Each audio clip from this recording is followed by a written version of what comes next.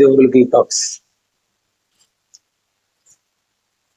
இன்னைக்கு பாத்தீங்கன்னா affairs, love, lost, loyal, இதை பத்தி தான் பேச போறோம். அதுக்கு முன்னாடி ஒரு சின்ன ஸ்டோரி. சாரி, அது ஸ்டோரி கிடையாது, ஒருத்தர் வாழ்க்கையில் நடந்த ஒரு உண்மை சம்பவம். நம்ம வீடியோஸ் பார்த்துட்டு ஒருத்தரை காண்டாக்ட் பண்ணிருந்தார். தம்பி, நான் வீடியோஸ் பார்த்தேன்,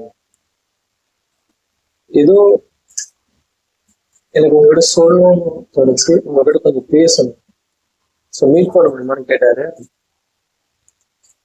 இல்லை சார், நீங்க எனக்கு யாரே தெரியாது, எப்படி நீங்க மீட் பண்ண, சரி நம்மளுக்கு ஒரு புது எக்ஸ்பீரியன்ஸா இருக்கும்னு சொல்லிட்டு நானும் அதை பார்த்தேன்.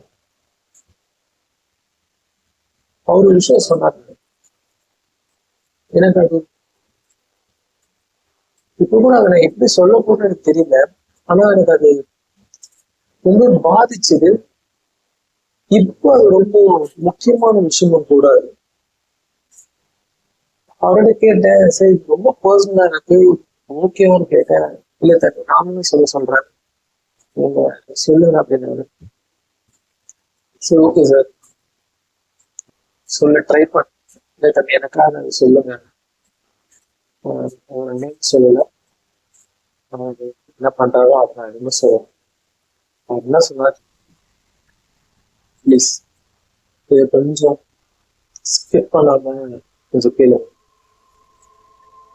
என்னன்னா, அவர் கல்யாணம் ஆகி 7 வருஷம் ஆகும்.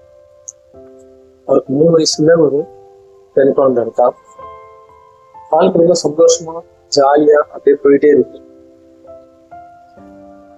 திடீர்னு அவருக்கு அவங்க 2 பேருக்கும் ஹஸ்பண்டுக்கும் ரொம்ப சண்டை, மிஸ் அண்டர்ஸ்டாண்டிங்ஸ்.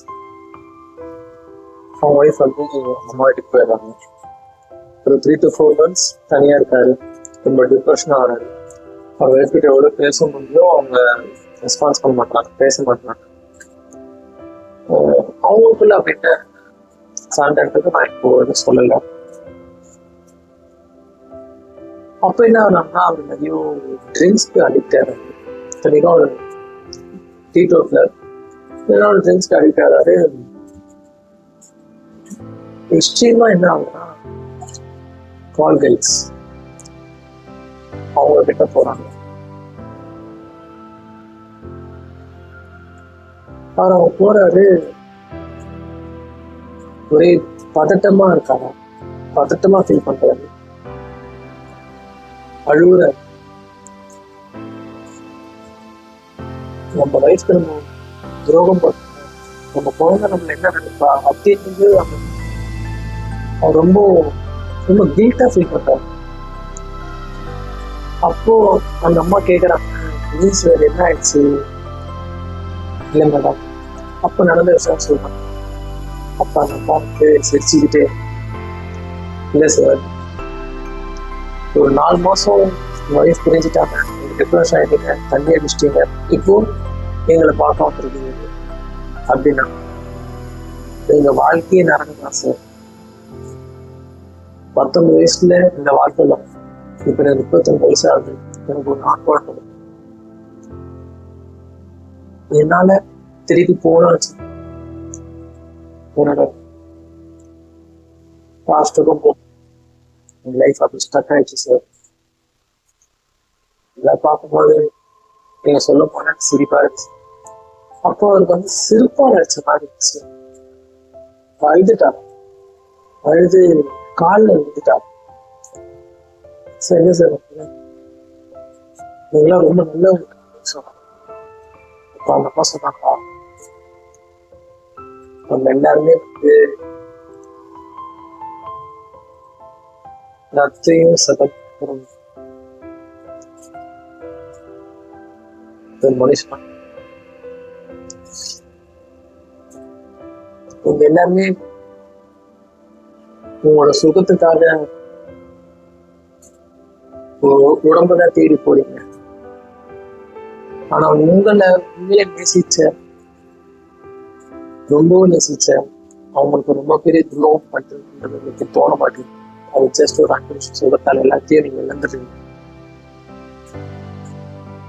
சாரிங்க அப்படின்னு சொல்லிட்டு சொல்றாரு. அப்போ அவர் கேட்கிறாரு, இல்லைங்க உங்களால இந்த விஷயத்தை விட்டு நீங்க மீண்டு வர முடியாது. இல்லை சரி மறக்க மாட்டேங்க சார், வரது ரொம்ப கஷ்டம். ஆனா ஒரு நாள் கண்டிப்பா என் பையன் ஒரு நல்ல இடத்துக்கு வருவான்.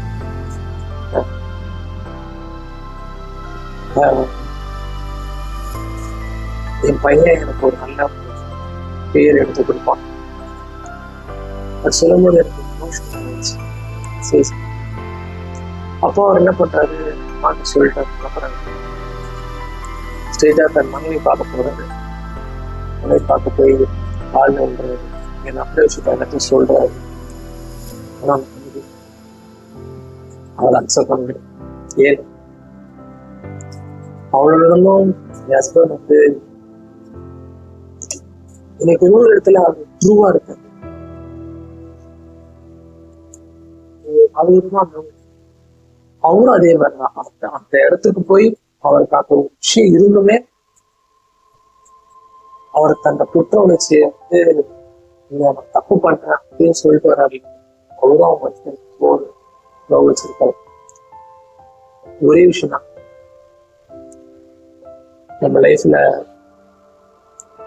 சின்ன சின்ன சண்டை வரும், நிறைய அப்செட் நம்ம இருப்போம், மிஸ்அண்டர்ஸ்டாண்டிங் இருப்போம்.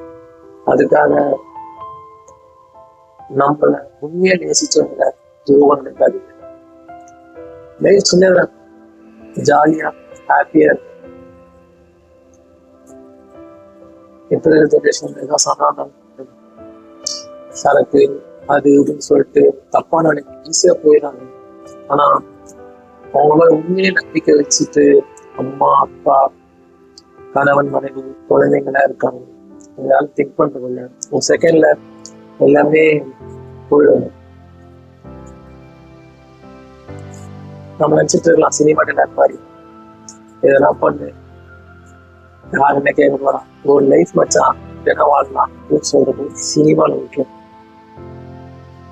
ரியல் டைம் ரொம்ப ஹார்டா இருக்கும். நீங்க ஓகே என்ன தப்புனா பண்ணலாம், ஆனா ஒரு கட்டத்துல அந்த கர்மாவை ஃபேஸ் பண்ணி கண்டிப்பா ஃபேஸ் பண்ணுவோம். அப்போ அந்த இடத்துல யாருமே இருக்க மாட்டாங்க. நீங்க உண்மை பேசிச்சோம் கூட இருக்க மாட்டாங்க. உங்க நண்பர்களாக இருக்கட்டும், உங்க மனைவியா இருக்கட்டும், கணவனாக இருக்கட்டும், விட்டு போயிடுவாங்க. அப்போ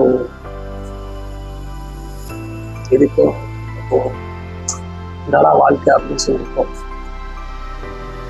வாழ்க்கை ரொம்ப சின்னது, சந்தோஷமா வாழுங்க, உண்மையா இருங்க. நீங்க உண்மையாவே போடுங்க, வாழ்க்கை நம்மள ஒரு நல்ல இடத்துக்கு கொண்டு போகும்.